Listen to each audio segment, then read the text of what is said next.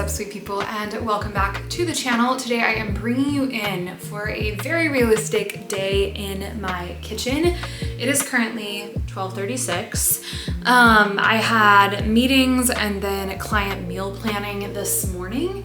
Speaking of which, if you want to do nutritional therapy with me with the meal planning, like the comprehensive meal and movement planning, I have one spot left because those meal plans are 100% tailored to the individual, to your goals, to the rest of the work that we're doing together, and they are very time consuming. So I have one spot left for that right now, and then it's gonna move into a wait list. So if you want that spot or you wanna talk about it, send me an email, book a discovery call. Means to do all of that is in the description below. But that is beside the point. Now that I am done with my meetings, with my meal planning, I need to get some serious work done in the kitchen. It is Friday today, and every other-ish Friday night, my husband and I host I feel like my camera's crooked, hold on. Boop, boop, okay. Maybe that's better. Every other Friday-ish, my husband and I host young married couples from our church for just dinner and fellowship and time to hang out. I think it's so important to cultivate that community, and it has been so fun and so rewarding, but it is a disaster in here. I'll show you around in just a second, but the point is I need to get it cleaned up. I have some preserving I need to do today. I made a ton of green salsa with green tomatoes from my garden, which I need to can. And then I'm making, also using those green tomatoes, I'm making some green tomato chili, which I need to get started on. So canning the chili, those are the big projects. I also was thinking I'd make some green tomato pickles. Hopefully I'll have time to do that today. I don't know what I'm gonna title this video. It'll probably just be a realistic day in my kitchen. It's so hard to know what to title a video that is both accurate and gets people to click on it. If you've ever made a YouTube video, you know what I'm talking about. But first things first, we're gonna clean this all up so we have a nice space to work in. I need to pick up my husband in an hour probably. I need to leave here. So I'm gonna get as much done as possible before then, and I guess the rest this afternoon. But let me show you the drama real quick. Okay, I need to do the dishwasher, which isn't too full, but I need to unload it, reload it. There are a few dishes left to hand wash, put away the ones that my husband hand washed this morning, food processor. And then a few more dishes here. That's ground beef that my husband cooked this morning to take for lunch because we didn't have any leftovers. And then on the table, here is the produce, the sparkling water can I need to recycle, stuff for this weekend, my phone. But anyways, okay, so over here we have these peppers from our garden. These are cayenne, purple cayenne specifically, which I was a little disappointed to find that they're actually not purple when they are ripe. They turn red. And I guess a few of them have purple spots because I had to go ahead and pick them because it was gonna freeze, but the rest of them are red. So we're dehydrating these. I'm gonna find another place to put them, I guess, for tonight. So our table is available. And then here are all the green tomatoes we have left. I have used, I don't know, maybe I think I used 5 pounds, however much that was, to make the green salsa, which you'll see in a little bit. And then I cut up about this many, a little bit less than this, to put in the freezer to use for things like chili moving forwards, throughout the winter. I'm hoping a few of these look like they are starting to ripen a little bit indoors, so maybe I will, or maybe they will. But again, the issue is that the growing season just kind of reached an end. So I get too cold outside and freeze. And so I needed to bring the remainders in, and it's really testing me when it comes to preserving and finding recipes for green tomatoes, but they're super yummy. Instant Pot right there has beans that I'm going to be using for the chili tonight. A dehydrator is out because I was making some dehydrated orange slices.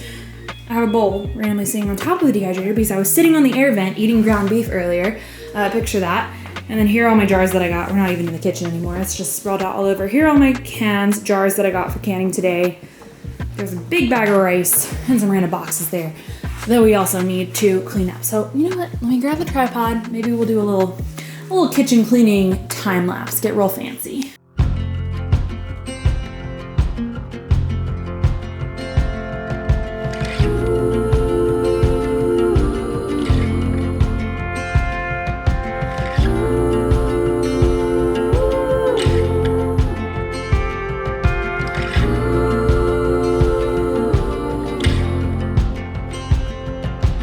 There's a friction in my conscience.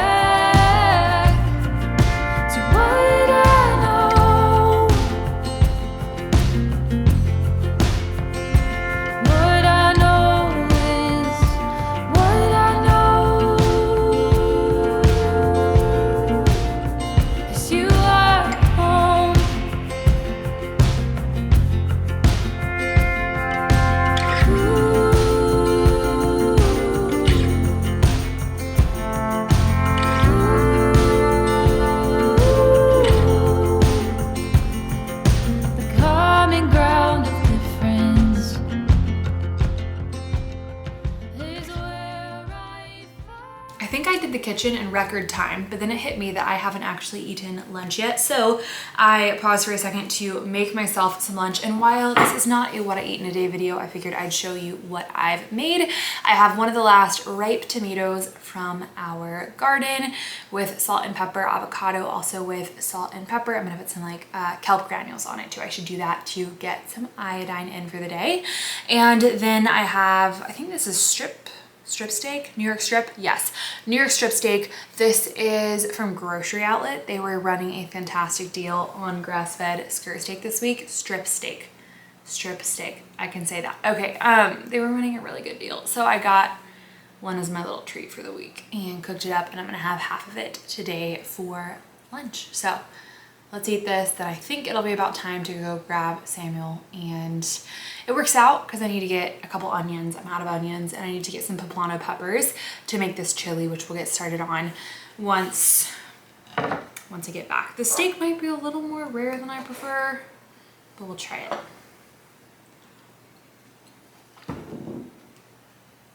It's actually good. It works. I can get down with this.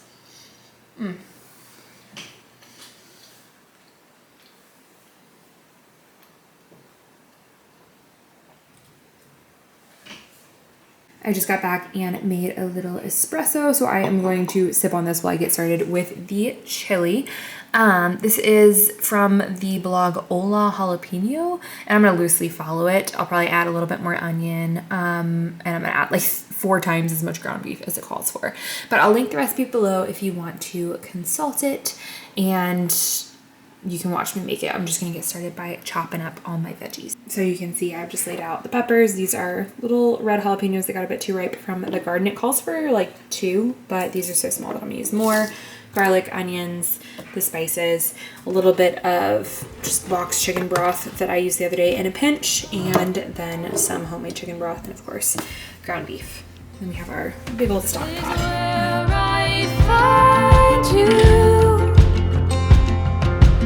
Different kinds of moments, measured out in scars, where you showed me that no one is ever too far.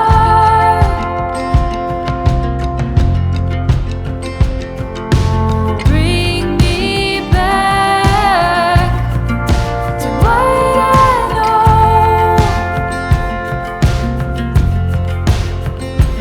What I know is what I know is you are home. What I know is what I know is you are home.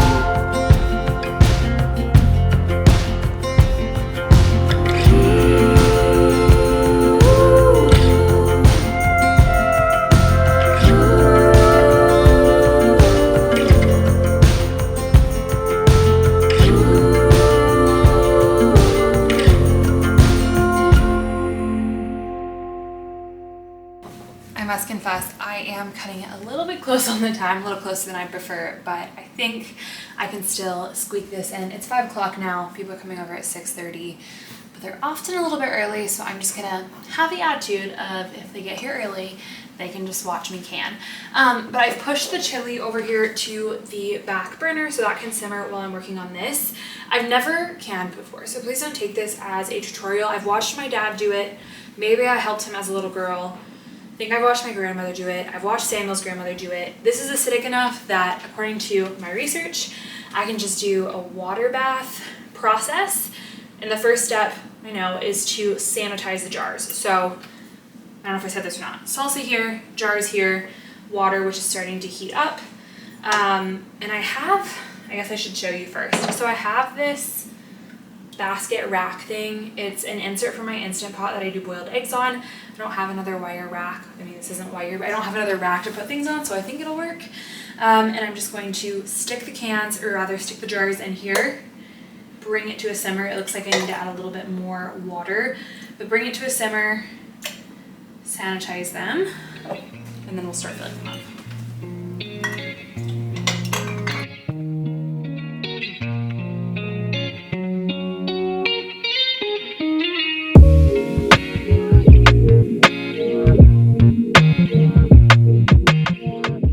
this first batch of jars has been in the simmering water for about 10 minutes now.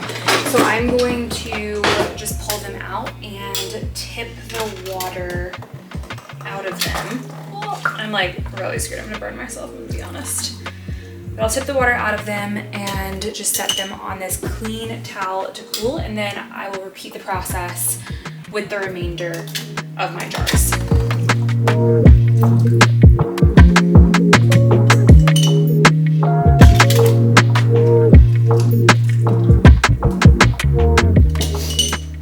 Okay, I've realized that I definitely don't have time to do this with all the salsa or all the jars I have here. So since I already have 5 jars sterilized, and I'm gonna have to do it in smaller batches so the jars don't touch while I actually can them, I'm just gonna call this a practice round, and we're gonna do it with the 5 jars that I have sterilized. So next step is to fill them with the salsa. Here's a spoon. Fill them with the salsa, not all the way. I'll just do it to the rim. They're hot, but I want to leave space for it to seal. Screw the lids on and then put them back under water. I'm gonna do, I think, 2 at a time. I might be able to fit 3 at a time as long as they're not touching or touching the sides of the pan. And I'm realizing the tricky part of this is gonna be making sure there's water 1 inch above them, because with this grate thing in the bottom of the pan, there's not much room at the top. So it's gonna be close. I'll bring it to a boil, and then I'm going to boil it for 20 minutes. Boil each batch for 20 minutes just to be safe. We are at slight elevation here. We're at about 2,000 feet above sea level, and I was reading that between 1,000 and 3,000 feet above sea level, I should add 5 minutes, and I was looking at salsa recipes that are made for canning, and they said 15. So we're gonna go with 20. Hopefully everything's good.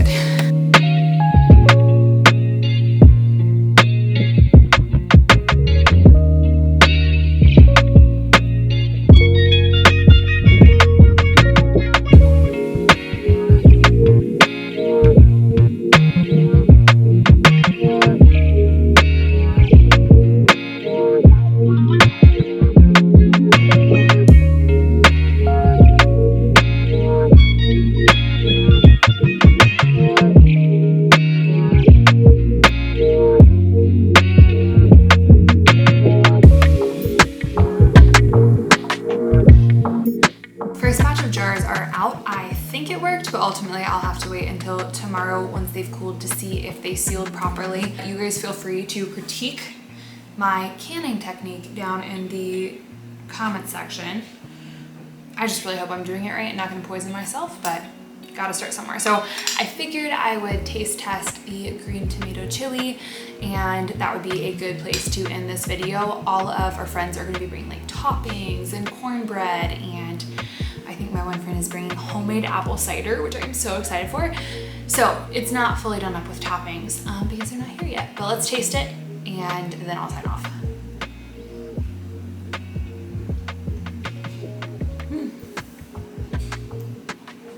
That's really good. It's very subtly different from like red tomato chili. It has a little bit more tartness, which I really like, and the coriander, which I've never put in chili before, is also really tasty. Probably put a bit more salt, but other than that, I think we're in good shape. So, I'm gonna finish getting the house ready, get myself ready, and sign off now so I can do that. But thank you so much for being here. Thank you for watching. Please don't forget to subscribe to the channel and give this video a thumbs up. Until next time, bye y'all.